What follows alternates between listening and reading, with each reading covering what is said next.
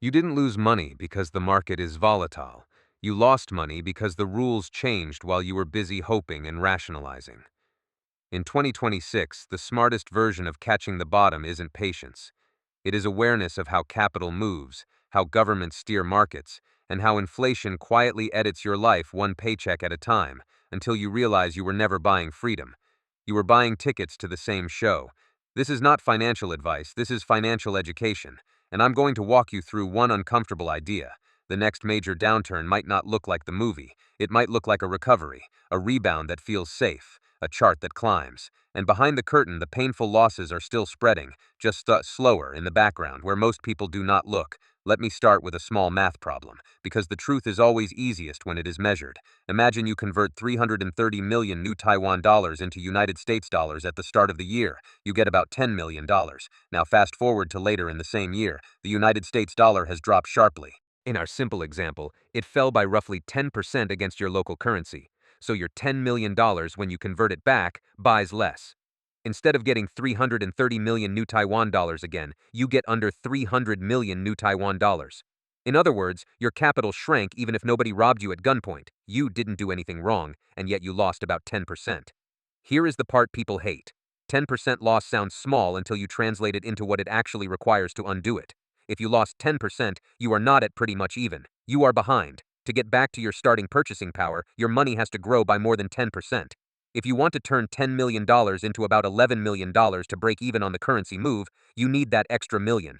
And that is the hidden tax of inaction. Now connect that to how people actually behave. Most investors don't simply hold cash and wait. They try to move money into markets. They try to recover the loss. They try to buy the dip. And here is where the math becomes brutal. You have $10 million. You want to trade a United States equity position. You have two fantasy options. Option 1 is the gambling option. All in on one ticker. If the stock rises by 10%, you break even on that price move. If it falls by 10%, you lose another $1 million. Then to recover, you need the stock to rise by about 20% from the new level to get back to where you started. That is why true all-in bets are the kind of behavior most rational people avoid, until a crowd mood takes over. Option 2 is the survival option. Split the 10 million into smaller pieces. Maybe 5 million on one company and 5 million on another. If each one rises by 10%, you get your million. But if one rises and the other falls, you do not magically get back to safety. You get uncertainty, you get mixed results, and you get delays that feel like waiting for confirmation while your risk quietly compounds. Most retail investors do something even more comforting. They diversify into 4 or 5 names. Then, even if the whole group does well, the result is capped. If you used 1 million per stock and you win on 5 stocks, you might still only net $1 million overall. That is not freedom. That is barely catching up. So when you hear people say, the market is down so it must be a bargain, remember what 10% actually costs. If you convert your currency, hold for months, and do nothing else, you already paid that 10%. If you then jump into equities with the expectation of quick recovery, you are not escaping the cost. You are adding a second cost on top of it. And now I want you to picture the emotional version of this arithmetic. Picture a 32-year-old nurse named David.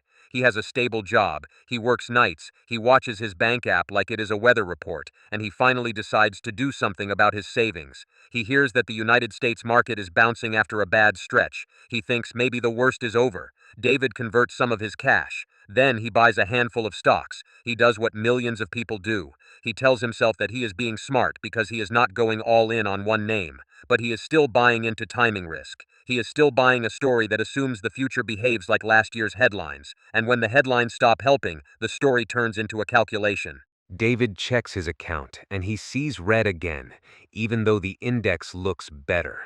Because most of the pain is not evenly distributed across the market. The index can rise while half the stocks remain underwater. This is where the story gets truly ugly, and it is not a conspiracy, it is structure. In 2026, you live through multiple shocks at once. AI changes the job market faster than anyone taught in business school. Governments change interest rates and call it stabilizing.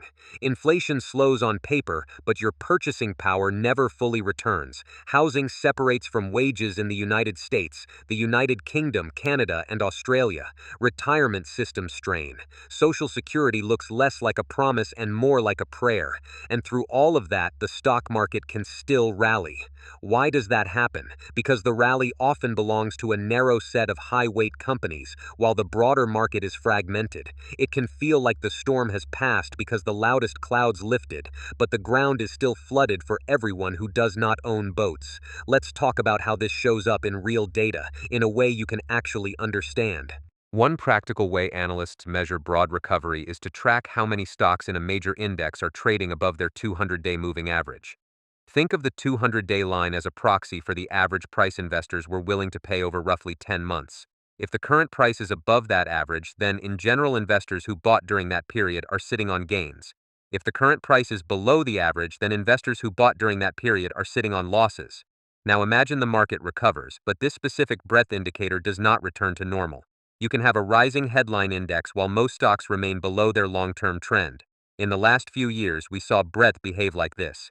In 2024, the breadth indicator for stocks above the 200-day average ranged roughly from around 60% to as high as around 80%. That means at times between 3 and 4 out of every 5 stocks were in that above-average zone. Then during the major drawdown in 2025, around the time of that sharp April slump, breadth collapsed. It dropped to around 15% at the low point. That implies that only about 15% of stocks were trading above their 200-day averages, which also implies that roughly 85% were still below that long-term reference level. In plain English, most of the market was still not recovered for many buyers. So if you bought United States stocks within those prior 200 days, there was a high probability you were buying into losers, not losers because you were stupid. Losers because that is what the market was offering at that time. Now in 2026, the index can rise again and breadth can improve. It may climb back to something like 50%, not the old normal.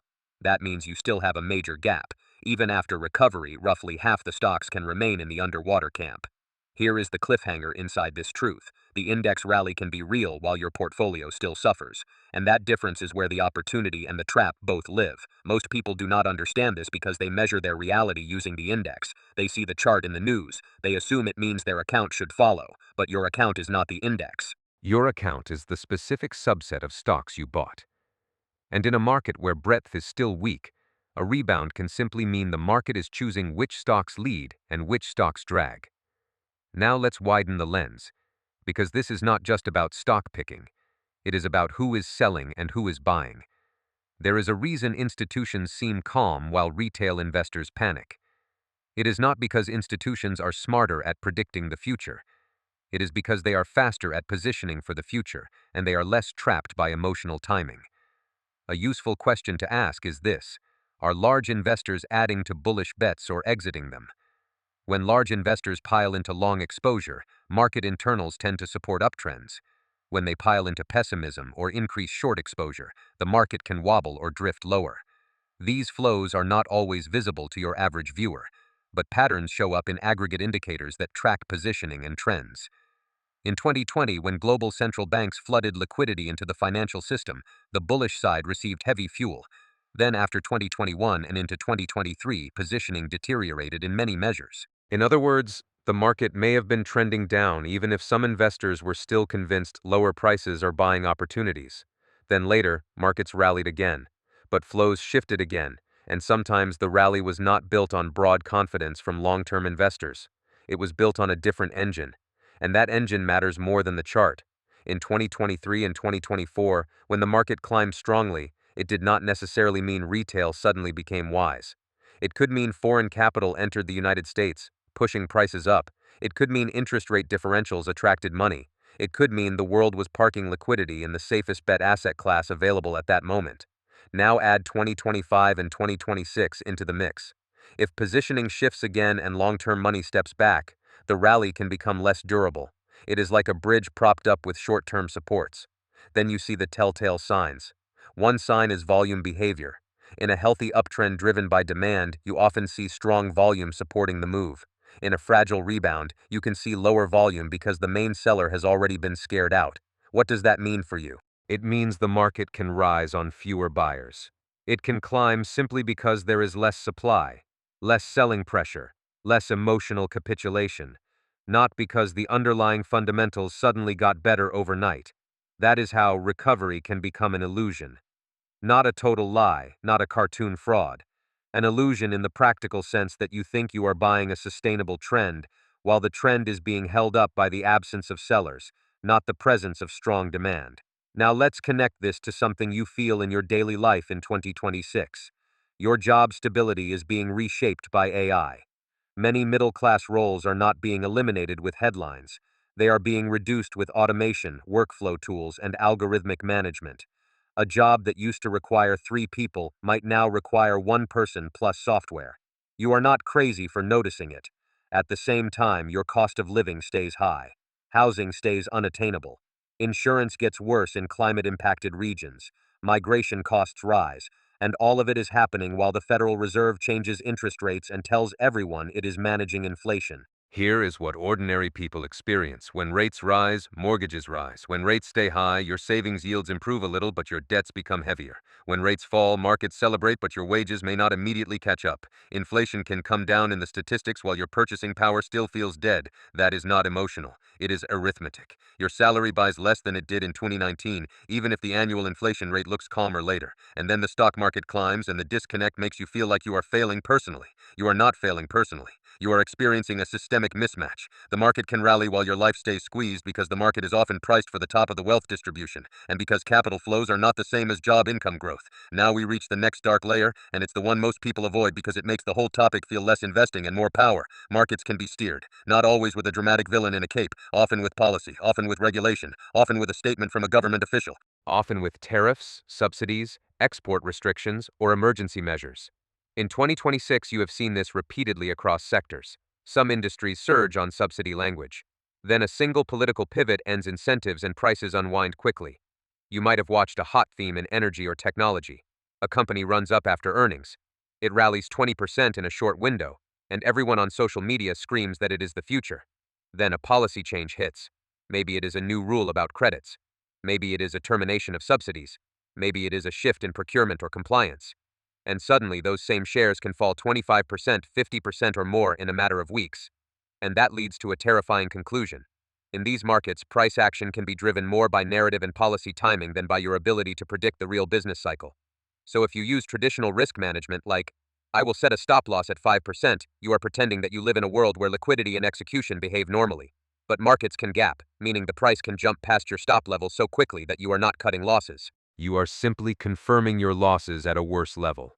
In that kind of environment, the only parties that consistently benefit are the parties with information advantages, position sizing skills, and faster decision loops. And yes, there is always the risk of insiders and privileged timing.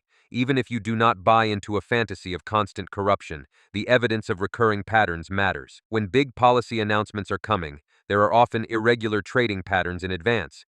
When governments publish major decisions like tariffs or technology support, certain players can move first. So here is your uncomfortable checklist question for 2026. If you cannot reliably know when policy will pivot, and if you cannot reliably control execution during gaps, then what exactly are you trading? You are trading a casino where the rules can change mid-hand. The house is not just the market. The house is the combination of policy, liquidity conditions, and information asymmetry. And that brings us to the next point. Why do so many people still chase the bottom when the market can flip on a sentence? Because humans do not behave like rational capital allocators. Humans behave like anxious animals. They see a chart dip, then they see a chart turn up. They assume the future matches the visual. They want to believe they can outsmart the fear that hurt them before. Now, while you are doing that, someone else is already rotating away. Consider how major investors behave around uncertain periods. When large investors reduce exposure, it is often framed as they are patient or they are waiting for value, but sometimes it is simply risk control. If even famous investors who built their reputation on buying power can step aside when the environment becomes hostile, that should change your confidence. It should not make you panic. It should make you ask why you are more eager than the people who understand downside risk the best. Cliffhanger. The most dangerous part is not the dip. It is the moment you decide the dip is over because the index went up, while the breadth and the flows say the pain is still spreading under the surface. Now let's take a step away from charts and talk about the macro story that explains why this keeps happening in the United States and other debt-heavy countries. Global debt levels are enormous. We are well above $300 trillion when you aggregate across countries, institutions, and households. That is not just a number, that is a fragility engine. Debt systems create incentives. If you must service debt, you seek higher asset prices. Higher asset prices make the balance sheets look stronger. Higher asset prices allow refinancing. Higher asset prices are easier to defend politically than wage growth.